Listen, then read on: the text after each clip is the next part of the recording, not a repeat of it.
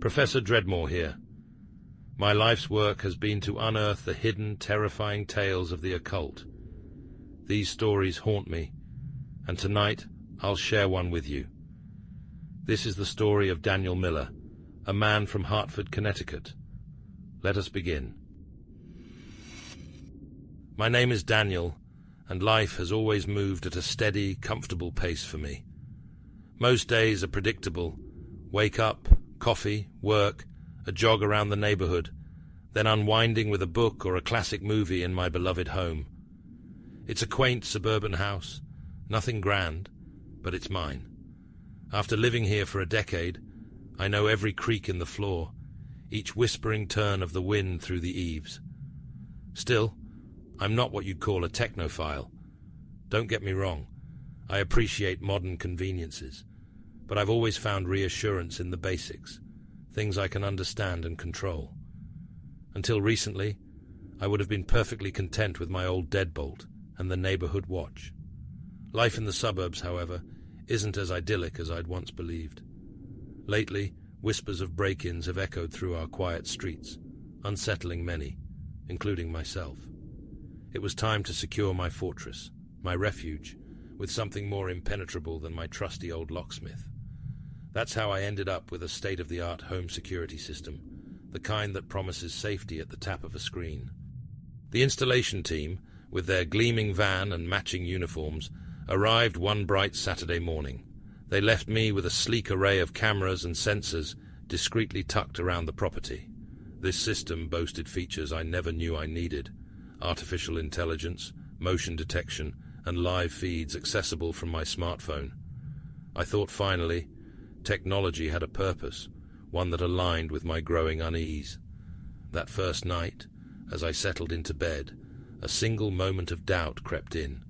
The system's quiet hum was supposed to be reassuring, but somehow it felt unsettling.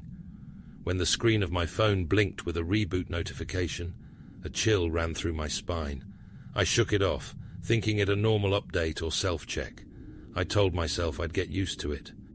In the days that followed, the system proved its worth, capturing various humdrum activities: passing cars, stray animals, a delivery man at the porch.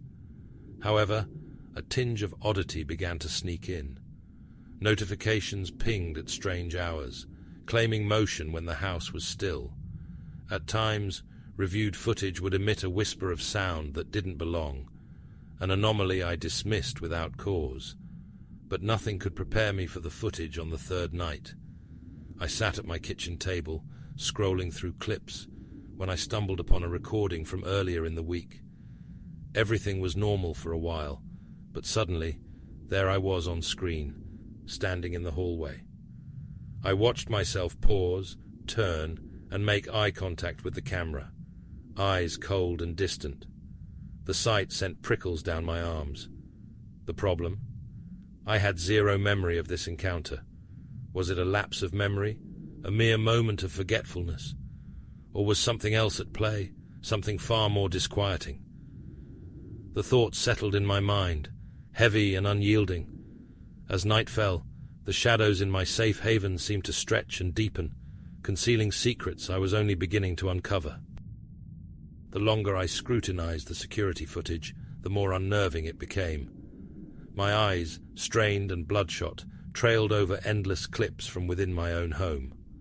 One afternoon, as I merged timelines in my head, I froze. There I was, sitting at the dining table, coffee in hand, but with an expression that wasn't mine. Something wasn't right. Revisiting the same footage, I realized how subtly these distortions ebbed into my recordings. Here, an ordinary exchange with the mailman, but my posture spoke aggression. In another, I was cleaning, yet the movements were jerky, almost hostile. These digital shadows contrasted starkly with my memories, where everything unfolded peacefully. When I mentioned these discrepancies to a colleague, he joked about over-reliance on tech. Maybe it's picking up a parallel universe, he chuckled.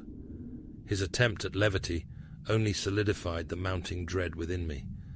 I began to wonder, was my mind playing tricks, or was the system truly messing with my head? A particular clip from last Wednesday left me paralyzed. The screen flickered to life, showing myself engaged in what should have been a benign conversation with a neighbor.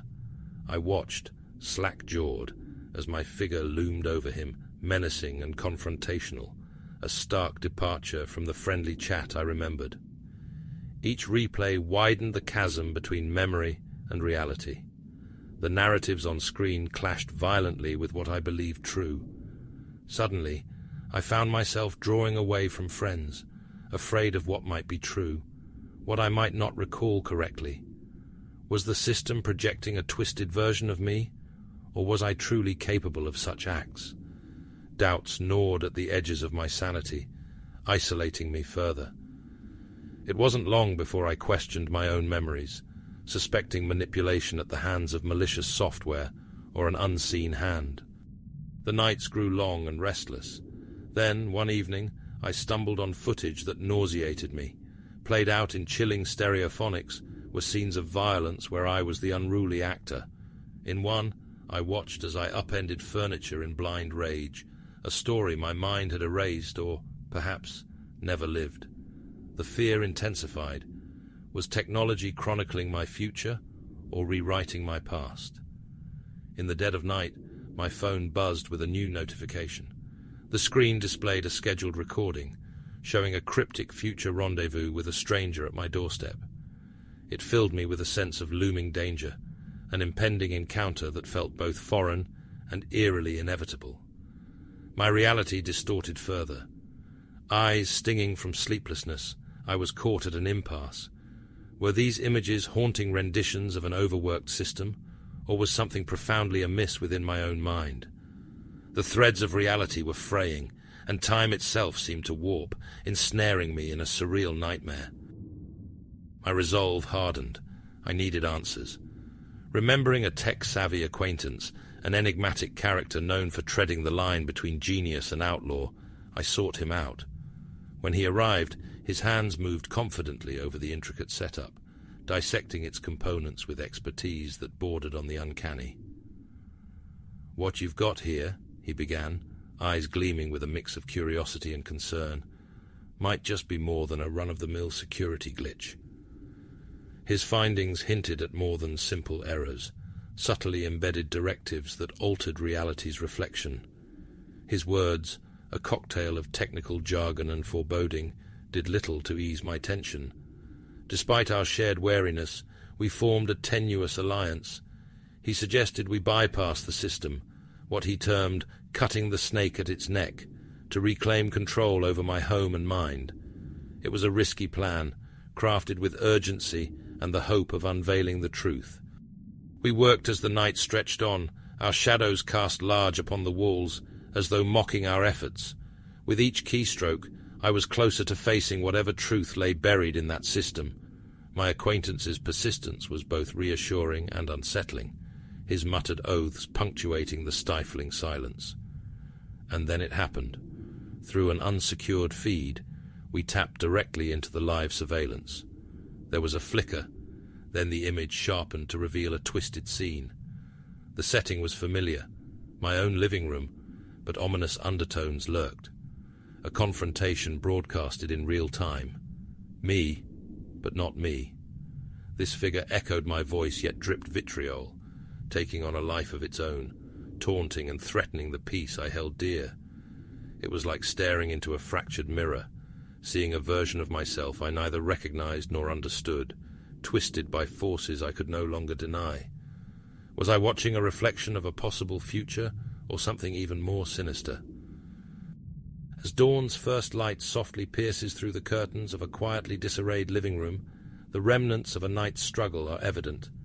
Overturned papers, scattered cushions, and a muted television cast a sharp contrast against the room's newfound tranquility. Dust particles hang lazily in the sunlit air, dappling the stillness with a moment of unexpected peace. An uncollected cup of cold coffee sits as a solitary witness to the long hours preceding this calm. The atmosphere hints at resolution and reflection, a morning gently balancing on the edge of renewal. That was the story of Daniel Miller. What do you think? If you're curious for more, join me tomorrow. My therapist insists sharing these tales could ease my burden. Subscribe, and let's discover if that's true. And please leave a like if you enjoyed the story.